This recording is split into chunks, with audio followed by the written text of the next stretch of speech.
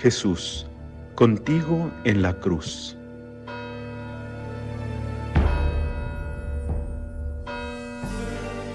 El Señor esté con vosotros. Lectura del Santo Evangelio según San Juan. Gloria a ti, Señor. En aquel tiempo, estando Jesús a la mesa con sus discípulos, se turbó en su espíritu y dio testimonio, diciendo: en verdad os digo, uno de vosotros me va a entregar. Los discípulos se miraron unos a otros perplejos por no saber de quién lo decía. Uno de ellos, el que Jesús amaba, estaba reclinado a la mesa en el seno de Jesús. Simón Pedro le hizo señas para que averiguase por quién lo decía. Entonces él, apoyándose en el pecho de Jesús, le preguntó: Señor, ¿quién es? Le contestó Jesús: aquel a quien yo le dé este trozo de pan untado. Y untando el pan se lo dio a Judas, hijo de Simón el Iscariote. Detrás del pan entró en él Satanás. Entonces Jesús le dijo: lo que vas a hacer, hazlo pronto. Ninguno de los comensales entendió a qué se refería. Como Judas guardaba la bolsa, algunos suponían que Jesús le encargaba comprar lo necesario para la fiesta o dar algo a los pobres. Judas, después de tomar el pan, salió inmediatamente. Era de noche. Cuando salió, dijo Jesús: ahora es glorificado el Hijo del Hombre, y Dios es glorificado en él. Si Dios es glorificado en él, también Dios lo glorificará en sí mismo. Pronto lo glorificará. Hijitos, me queda poco de estar con vosotros. Me buscaréis, pero lo que dije a los judíos os lo digo ahora a vosotros: donde yo voy, no podéis venir conmigo. Simón Pedro le dijo: Señor, ¿a dónde vas? Jesús le respondió: a donde yo voy, no me puedes seguir ahora, me seguirás más tarde. Pedro replicó: Señor, ¿por qué no puedo seguirte ahora? Daré mi vida por ti. Jesús le contestó: ¿con qué darás tu vida por mí? En verdad te digo, no cantará el gallo antes de que me hayas negado 3 veces. Palabra del Señor. Gloria a ti, Señor Jesús. Martes Santo. Y lo mismo que ayer, y que si Dios quiere haré mañana, dedico habitualmente estos 3 primeros días de la Semana Santa a meditar sobre la Virgen. Después todo pasa rápidamente y apenas tendremos un instante para fijarnos en ella cuando meditemos sobre las 7 palabras de Cristo en la cruz. Por eso creo que merece la pena detenerse en la madre de ese Hijo, en la madre del crucificado. Ayer invitaba a meditar en el momento en que la Virgen, estando posiblemente en Caná de Galilea, se enteró, porque le llegó el aviso de parte de su hijo, porque se lo dijo un ángel, o porque ella lo supo en su corazón de madre, se enteró de que había llegado el final para su hijo. Ella en ese momento era la madre de la esperanza. Sabe que su hijo va a morir, sabe que la necesita, pero no pierde la esperanza. Pero no la esperanza en que no va a ocurrir, sabe que va a ocurrir, sino la esperanza en que lo que ha prometido su hijo se cumplirá. Va a resucitar. Hoy quiero fijarme en el camino. Se pone en camino, con prisa, con prisa. Quiere llegar antes de que su hijo muera. Quiere darle el último abrazo antes de que se lo lleven. Se pone con prisa a correr ese camino desde Galilea hasta Jerusalén. Pero no es un camino corto. Los medios de comunicación de la época no eran los de hoy. Se tardaba entre 5 y 7 días. Ella no era una jovencita. Tenía que hacer el camino seguramente montada en un animal, en un borrico, en una mula. Es decir, tuvo tiempo con angustia por no llegar a tiempo, con dolor por lo que iba a ocurrir, con esperanza porque no dudó nunca de la promesa que Dios le había hecho. Pero en un camino, cuando el tiempo es largo, se puede pensar mucho y rezar. Y posiblemente eso fue lo que hizo la Virgen en ese largo camino de 5, 6, 7 días de duración. ¿En qué pensaba María? No lo sé, pero posiblemente pensaba en el anuncio del ángel. Pensaba en el camino que hizo sola a ver a su prima Isabel, con la incertidumbre y el miedo de que su embarazo pudiera ser conocido y que pudiera aquel con el que se había desposado pero con el que aún no había convivido, San José, pudiera rechazarla. Después todo se arregló, el ángel intervino, San José lo aceptó, se casaron.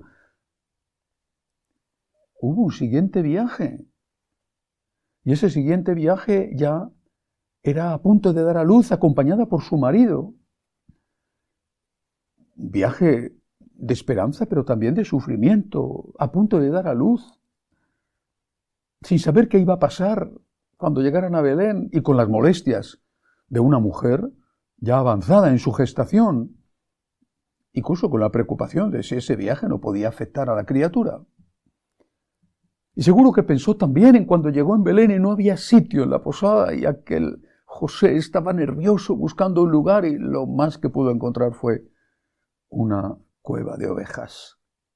Y luego pensó las cosas maravillosas, el nacimiento, aquella bellísima criatura, la llegada de los pastores, la llegada de los magos, pero también la huida en medio de la noche, a escondidas, con miedo, hacia Egipto.